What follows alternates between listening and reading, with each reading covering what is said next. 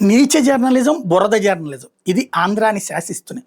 3 పత్రికలు 2 వైపులకి చేరి ప్రజల్ని మోసం చేస్తున్నాయి. వాస్తవాల్ని వక్రీకరించి వార్తలు రాస్తున్నాయి. దానికి సజీవమైనటువంటి సాక్ష్యం వివిధ పత్రికల్లో వచ్చినటువంటి వార్తలు.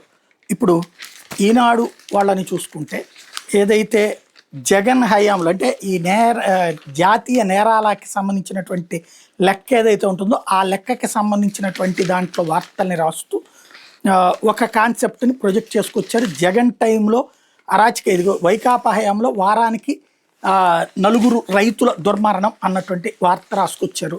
అదే సందర్భంలో ఆంధ్రజ్యోతి వచ్చేటప్పటికి అంటే వీళ్ళు ఎవరి పేపర్ వాళ్ళ కోణంలో రాసుకొస్తారనమాట అనడానికి సాక్ష్యం. ఆంధ్రజ్యోతి వచ్చేటప్పటికి వీళ్ళు సేమ్ అనమాట. జగన్ పాలనలో రైతు ఘోష అన్నటువంటి అంటే రైతులు అప్పుడు చనిపోయారు ఎక్కువ మంది అన్నటువంటి. ఓవరాల్గా దేశవ్యాప్తంగా 925 మంది రైతులు కానీ రైతు కూలీలు కానీ చనిపోయారు.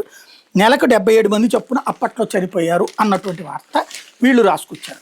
సాక్షి వచ్చేటప్పటికి జగన్ హయాంలో శాంతి భద్రతలు బేష్ అన్నటువంటిది రాసుకొచ్చారు. ఇందులో కేంద్ర హోంశాఖ ఎన్సీఆర్బి నివేదిక ప్రకారం లెక్క తగ్గిపోయింది అన్నట్టు. ముగ్గురిది రైటే, ముగ్గురిది తప్పే. అప్పుడు వీళ్ళు సాక్షి రాసుకొచ్చింది ముందు చూద్దాం. దీంట్లో కేంద్ర నివేదిక ప్రకారం 2022తో పోల్చుకుంటే 23లో రాష్ట్రంలో నేరాలు తగ్గాయి. మొత్తం నేరాలు 158,540 నుంచి 153,867కి తగ్గిపోయినాయి అన్నది. ఇక్కడే మోసం ఏంటంటే 2022లో జగనే కదా ప్రభుత్వం ఉంది. జగన్ ప్రభుత్వం 22లో నేరాలతో పోల్చుకుంటే 23లో జగన్ ప్రభుత్వం టైంలో తగ్గినాయి. ఇదే సందర్భంలో మొత్తం ఇదే హింసాత్మక నేరాలు 7,104 నుంచి 6,432కి తగ్గినాయి. హత్యలు 925 నుంచి 922కి తగ్గినాయి. కిడ్నాపులు 903 నుంచి 746కి తగ్గినాయి. మహిళల మీద నేరాలు 25,503 నుంచి 22,418 తగ్గినాయి. బాలల మీద నేరాలు 3,308 నుంచి 2,844 తగ్గినాయి. నేరాలకు పాల్పడిన బాలలు 912 నుంచి 662కి తగ్గారు. సీనియర్ సిటిజన్ల మీద నేరాలు 2,144 నుంచి 1,837కి తగ్గారు. దళితుల మీద నేరాలు 2,315 నుంచి 2,027కి తగ్గినాయి. గిరిజనుల మీద నేరాలు 396 నుంచి 361కి తగ్గినాయి. ఆర్థిక నేరాలు 9,301 నుంచి 8,664 తగ్గినాయి. సైబర్ నేరాలు 2,341 నుంచి 2,341 తగ్గాయి. సేమ్ ఉన్నాయి అక్కడ సైబర్ నేరాలు. అవినీతి కేసులు 4,139 నుంచి 4,069కి తగ్గినాయి. పోలీసులు భద్రతా బలగాల మీద దాడులు 134 నుంచి 74కి తగ్గినాయి. మావోయిస్టుల చేతుల హత్యలు 2 నుంచి 0కి తగ్గినాయి. వాతావరణ సంబంధిత నేరాలు 1,294 నుంచి 47కి తగ్గినాయి అన్నటువంటిది అప్పట్లో నివేదిక ప్రకారం నేరాలు తగ్గినాయి.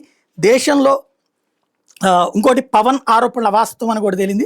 వైఎస్ఆర్సీపీ హయాంలో ఆంధ్రప్రదేశ్లో 34,000 మంది మహిళలు బాలికల అపహరణకు గురయ్యారని పవన్ కళ్యాణ్ గతంలో చేసిన ఆరోపణలని పూర్తి అవాస్తవమేనని కేంద్ర హోంశాఖ నివేదిక స్పష్టం చేసింది. 2024 ఎన్నికల ముందు తన కేంద్ర నిఘా వర్గాల సమాచారం ఇచ్చేందుకు పవన్ కళ్యాణ్ దుష్ప్రచారం చేశాడన్నటువంటి వార్తని వీళ్ళు హైలైట్ చేశారు. అదే సందర్భంలో ఇక్కడ పాయింట్ అలా ఏంటంటే నేరాలు పెరగడము తగ్గడం, ఇందులో రైతుల ఆత్మహత్యలు అప్పుడు కూడా ఉన్నాయి. బట్ అప్పుడు మీడియా ఫెయిల్ అయింది. పవన్ కళ్యాణ్ చివరిలో ఆ కౌలు రైతులకి వెళ్ళి డబ్బులు ఇచ్చి వచ్చినప్పుడు ఓహో కౌలు రైతులకి ఇంత జరిగిందా అన్నట్టు అప్పుడు పార్టీలు ఫెయిల్ అయినాయి. ఎందుకని పేపర్లు రాయలేకపోయినాయి రైతుల ఆత్మహత్యలు? లేదా లోకల్ పేజీల్లో రాశారా అంటే రైతులు పట్టించుకోలేదు కదా. అదే రాజకీయ అవసరాలు రీచ్ అయితే రాస్తున్నారు వాళ్ళు ఈనాడు జ్యోతి. అదే ఇప్పుడు ఎంతమంది చచ్చిపోతున్నారు, ఇప్పుడు నెలకి ఎంతమంది చచ్చిపోతున్నారంటే మళ్ళీ ఎప్పుడో 2 ఏళ్ల తర్వాత 3 ఏళ్ల తర్వాత ఇప్పుడు 23 నివేదిక 25లో వచ్చింది, 25 నివేదిక 26లో వస్తుంది. అప్పుడు రాసుకుంటారు. అప్పుడు కూడా మళ్ళీ బాబు గారికి ఏమైనా ప్రాబ్లం వస్తుందంటే రాయరు. అదే వాళ్ళిద్దరు. అదే సందర్భంలో బాబుకి ఏమైనా ప్రాబ్లం అవుతుంది అనుకుంటే వీళ్ళు రాస్తారు. మనకి వాస్తవంగా ఏంటంటే క్రైమ్ రేట్ అన్నటువంటిది క్రమంగా పెరుగుతోంది. ఇందులో రాజకీయ రౌడీజం పెరుగుతోంది, పోలీసింగ్ తగ్గిపోతోంది, అశాంతి అభద్రత అన్నటువంటిది పోలీసుల వల్లనే పెరుగుతోంది. రాజకీయ ప్రేరేపిత రాజకీయ స్వార్థ ప్రయోజనాల కోసం క్రమంగా జరుగుతున్నటువంటి అరాచకంలో బలిపశువులవుతున్నది సాధారణ ప్రజలు. చర్చ జరగాల్సింది ఆ కోణంలో.